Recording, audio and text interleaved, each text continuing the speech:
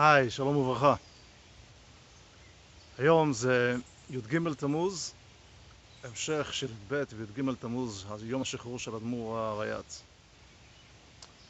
בואו נדבר על ענייני דיומא, ומשם נמשיך לפרשת השבוע. אחד קשור לשני. אבל אנחנו התחלנו מהשיעור הראשון, מהדיבור הראשון שלנו, על המסע של הנשמה שיורדת פה כאן לעולם. והסיפור של אדמו"ר הריי"צ, דוגמה ממש מאלפת. ויותר מזה, באותו שנה, כשאדמו"ר הריי"צ יצא מהמאסר, הוא אמר מאמר, זה היה בפרשת פנחס, פרשה שלנו, אמר אותו פעמיים, הגומל לחסידים טובים. בדרך כלל יש 4 אנשים שצריכים להודות על הנס, יורדי הים, יורדי המדבר, חולה ואסיר שיצא ממאסר. עכשיו, דווקא אותם, דווקא אלה, עכשיו צריכים להודות על הנס שיצא, שהחולה התרפא, שהאסיר יצא ממאסר. נשאלת שאלה פשוטה מאוד.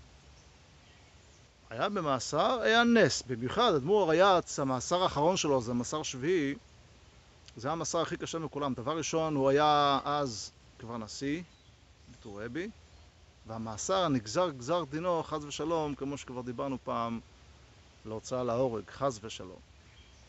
וזה התהפך והשתחרר. בנס, ממש ניסים.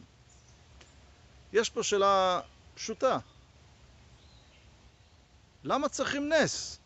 מלכתחילה שלא היה. מסבירים שנס, נס בלשון עברית, נס זה הרמה. נס, מרים אותם, נס. יש הרמה ויש העלאה על ידי הנס. באמת? לפני שקרה את הצרה, היה במצב מסוים, קרה את הצרה וניצל, המצב שלו התגבר ונהיה יותר גבוה. אדמו"ר הריי"צ בעצמו מסביר שהאדמו"ר הזקן, כשהוא נאסר, הוא נתן חסידות ודיבר חסידות בצורה מסוימת.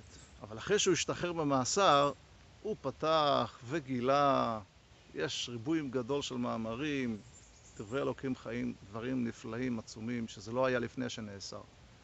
והאדמו"ר הריי"צ אומר שזה כמו זית של שמן. כשאתה קוטש את השמן, את הזית, על ידי הקטישה יוצא שמן זך. זאת אומרת, הקטישה עצמה, המאסר, הדברים, כאילו הניסיונות, הם גורמים שיצא דברים יותר טובים. הרמה, נס. אבל למה? מה כל הבלגן הזה? למה צריך להיות הרמה על ידי קטישה? איך זה עובד? למה זה כל הזמן אותו דבר? צריך נס, זה יותר טוב מקודם. מה הדברים האלה? אז הנה, זו הנקודה הראשונה שדיברנו עליה. מה הנשמה שלנו עושה פה בעולם? כי כל זה נגזר מאותו רעיון. הנשמה לפני שירדה פה לעולם, היא הייתה בהבנה והשגה גדולה בקדושה, אלוקות. היא יורדת פה למטה, הכי למטה. לא בעולמות הרוחניים, למטה. והגוף שלנו הוא יותר נמוך, הפיזי של הגוף יותר נמוך, הוא נברא מהאפר, מאשר שאר החיות נבראו מהצומח. ממקום אחר, האפר, כתוב מהאפר, אנחנו מגיעים מהרמה הכי נמוכה, והנשמה היא, הרוחנית, האלוקות, נמצא הרבה יותר גבוה גם המלאכים. לא לדבר על הגלגלים, על המלאכים, דרמה הכי גבוהה. אז יש את הקצה העליון של הנשמה שמגיעה, עד הקצה התחתון של האפר. בשביל מה? שהיא תרים ותגיע ותסחוב לעצמה דברים שלא היה לה קודם. דווקא על ידי הירידה הגדולה הזאת, דווקא על ידי הקטישה, דווקא על ידי המאסר של הנשמה בגוף, קוראים לזה מאסר, הרי הנשמה מוגבלת בתוך הגוף, והיא לא רק סתם, היא מתפעלת מהגוף. צבעתי לעצמי את היד, כואב לי, גם ברוחניות כואב לי. הנשמה מרגישה את הכאב, זאת אומרת, הנשמה מתפעלת מהגוף. החיבור הוא כל כך טוטלי, שיש לו השפעה על הנשמה. לא סתם. דבר ראשון צריך להבין את החיבור הזה, איך נהפך החיבור הזה. וכמו שהסברנו כבר קודם, כבר דיברנו על זה, היא מרוויחה דברים שלא היה לה קודם. השבוע נוסיף נקודה חדשה. אנחנו הסברנו בשיעור הראשון שהנשמה כולה השגה למעלה, כשיורדת למטה מתחברת הנפש הבהמית בגוף, שזה עניין של המידות, אפילו שזה למטה מהשכל, אבל שורשו נעוץ בתחילתו, שזה למעלה מהשכל, כשהיא מתחברת בגוף ומביאה איתה את הנפש הבהמית, את המידות, למעלה היא תצליח להשיג דברים שלמעלה מההשגה שלה. אז היא מרוויחה, יש לה השגה. עכשיו, מה הסיבה? כי עצם החיבור של הנשמה הכי גבוהה, יותר מכל המלאכים, מהכל, לדרגה הכי נמוכה של האפר, יש חיבור של מעל הטבע, מעל הגבול. בחסידות יש מושגים של ממלא כל אלמין, אור שמתחבר לכל דבר, לכל אחד משהו שייך, לחיות את זה, לחיות את הצמח, לחיות את העולם הזה, עולם הזה, משהו שקשור ומוגבל לאותו חיות, לאותו דבר. ויש סובב כל אלמין, לא הכוונה שזה מסובב מסביב, זה לא נתפס ולא הבנה, זה רמה גבוהה של אור, של בלי גבול, שלא מוגבל לנברא עצמה. לכן כולם נמצאים האור הזה נמצא בשווה בכולם, גם באפר, גם בדומם, גם בבן אדם, זה אור של בלי גבול שנשאר בלי גבול, לכן קוראים לו סובב כי הוא לא נתפס. עכשיו, החיבור של הנשמה בגוף זה האור שבלי גבול שמחבר את הנשמה עם הגוף, ועם האור הזה הנשמה עובדת פה בעולם הזה ומצליחה להשיג דברים שאף אחד בעולם לא יכול, שום נשמה, שום מלאך לא יכול. הרי אנחנו יודעים מה קרה לשתי מלאכים שירדו בני דור המרבול והם לא הצליחו להשתלט. הנכדים שלהם זה היה עוג מלך הבשן וסיחון. הם נפלו למטה והגוף כל כך נמוך הצליח להשפיע עליהם לרעה, עד שבכניסה לארץ ישראל הרגו אותם, משה רבנו חיסל אותם, את האנשים. אבל מה? אין. רק נשמה יכולה לעשות את העבודה הזאת. אבל איך החיבור מהקצה לקצה זה הכוח הבלי גבול שבאופן ספציפי מתחבר. עכשיו, באופן כללי, הנשמה שיורדת פה לעולם, יש לה שני סוגי עבודה. יש סוגי עבודה שדיברנו עליה כבר, לברר ניצוצות. לקחתי תפוח ובירכתי עליו, ביררתי את החיות שנמצא בתוך התפוח והעליתי אותו, ניצוץ, כן? שהנשמה בעצמה לא יכולה לעשות את זה, הגוף צריך לעשות ולברך, זה דבר גשמי. ויש דרך של ניסיונות. ובאופן כללי זה מחובר לשני סוגים, זה מתחלק לשני סוגים. עבודת הבירורין זה עבודה של אנשים שעובדים באופן ישר, ועבודת הניסיונות זה עבודה שצריכים לצאת מיצר, מדבר בעיה. באופן כללי נשתמש במילים עבודה של צדיק, עבודה ישרה, אין לו הרבה עבודה, הוא יודע, הוא אף פעם לא נעשה מהדרך, רק בירורים, ויש עבודה של בעל תשובה שהוא צריך לצאת מהמיצר, מהיצר הרע שכבר תפוס בו והוא צריך להיחלץ ממנו, זה עבודת הניסיונות. ובדור שלנו זה העבודה של ניסיונות, יותר מבירורים, מאשר דורות הקודמים. עכשיו, גם בכל אחד ואחד יש את הסוג הזה של ניסיון ובירור, אבל עוד פעם, גם ניסיון וגם בירור זה רק הכוח של הבלי גבול הזה שנותן כוח לנשמה לברר ולעמוד בניסיונות כדי לקחת דברים שאין לה לפני שירדה לעולם. אוקיי? הוספנו שתי דברים מהשיעור הראשון. הבלי גבול זה שמחבר בין הנשמה לגוף. יש שני סוגים, אחד של בירורים, אחד של ניסיונות, נקרא לאחד תשובה, בעד תשובה נקרא לשני צדיק, שני סוגי עבודה ושני סוגים. עכשיו שאלנו למה צריך דווקא את הניסיונות, דווקא את הקטישה, כי על ידי הקטישה אתה מצליח להוציא דברים שלמעלה ממה שהיה לך קודם. כמו שהסברנו, זית, מחצת אותו, יצא לך שמן. לא היית מוחץ את הזית, לא היה יצא השמן. טוב. עכשיו, זה קרה, היום הולדת של אדמו"ר אריעד זה היה ביום השני של פרשת פנחס. היום י"ג בתמוז. בפנחס מסופר, בפרשת שבוע שלנו, שהיה לו הרבה ניסים. מה קרה שם בסיפור? בנות, אחרי בלעם לא קילל את ישראל, אבל הוא נתן לו המלצה בשקט. אמר לו, אפשר לפתות את עם ישראל לעבוד עבודה זרה, פאור, על ידי זה שתפתה אותם עם הבנות. אז הם התחילו לשלוח את הבנות שלהם למטה, למחנה ישראל, ולהתערבב, ועל ידי זה שכנעו אותם לעבוד עבודה זרה.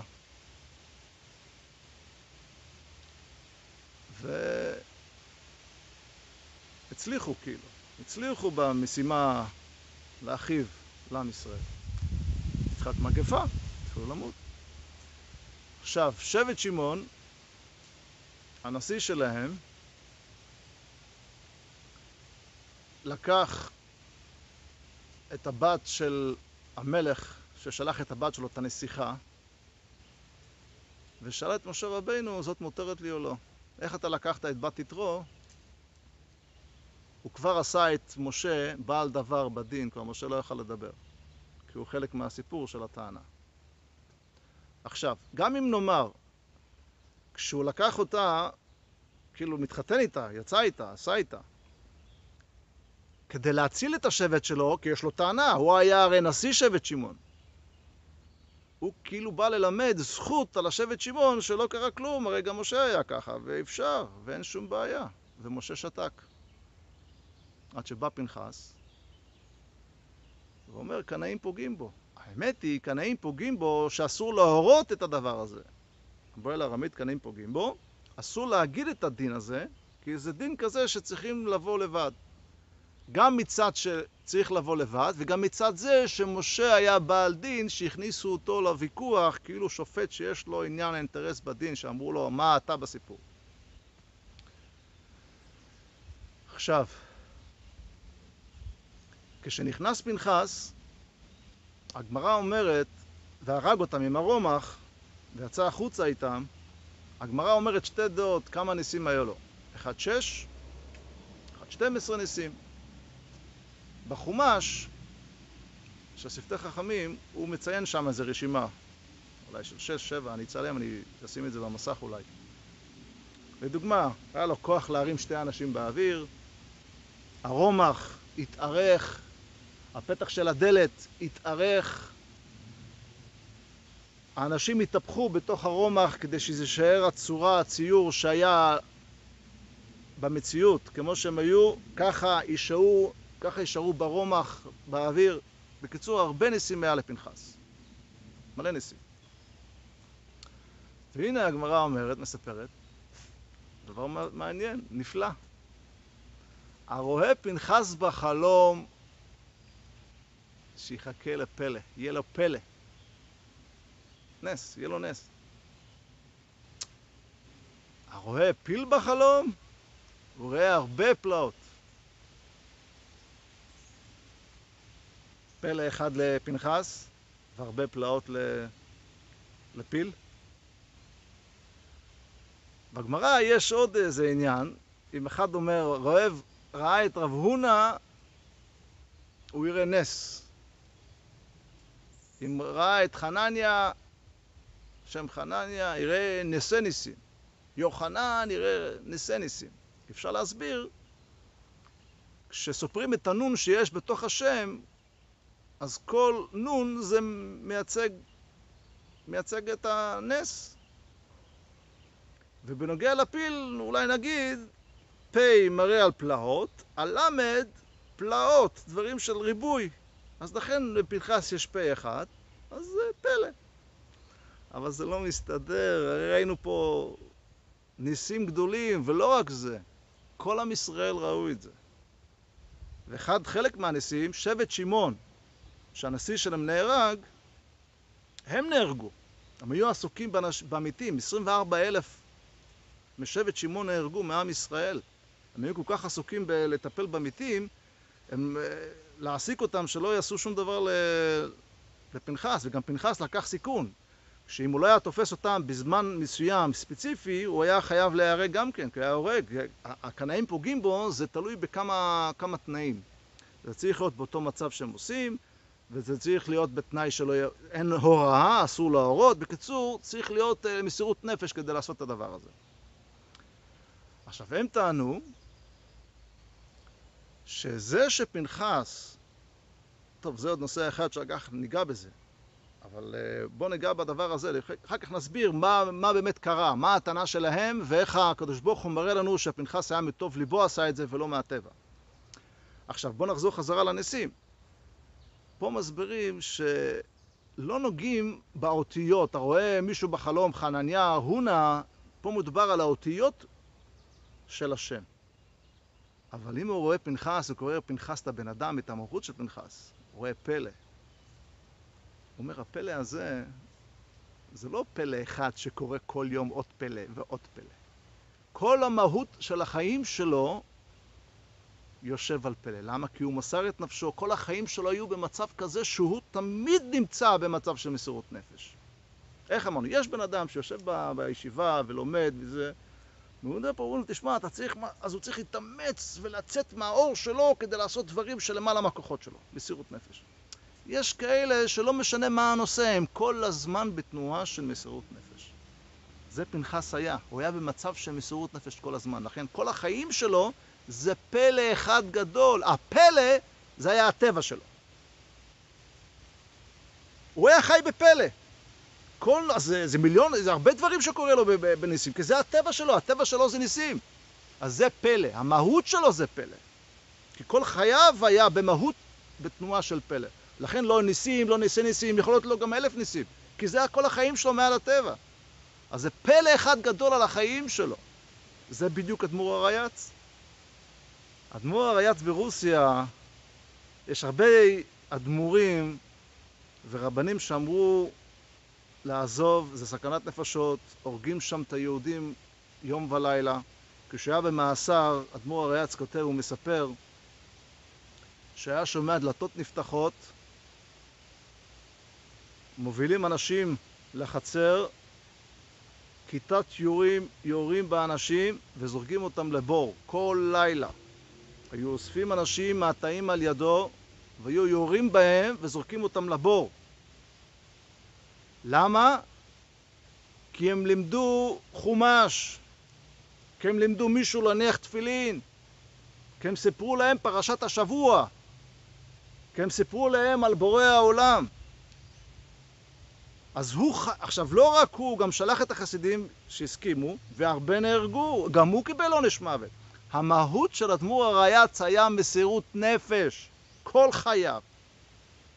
גם ברוסיה, שזה שם התחיל, אחר כך עבר לאזור של יהודים באירופה, אחרי שיצא מרוסיה, ואז עבר לאמריקה, שם היה סוג אחר של מסירות נפש, להראות שהאמריקה הפתוחה והגדולה, גם שם האלוקים נמצא, שם גם פותחים ישיבות, והעולם המודרני גם כן, השם נמצא בכל מקום, גם שם היה מסירות נפש, וזה עד היום הולך, הרבי הרחיב ונתן איזו תנופה עצומה וענקית.